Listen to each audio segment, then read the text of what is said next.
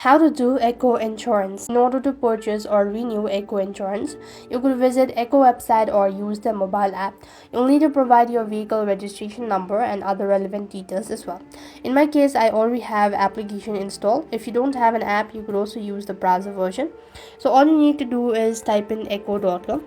And then it's going to take you to this sort of field. So I'm just gonna exit out of this and type in Acko car insurance, or I'm just gonna go ahead and type in Acko Insurance. So here is the application. So you could go ahead and click on the link.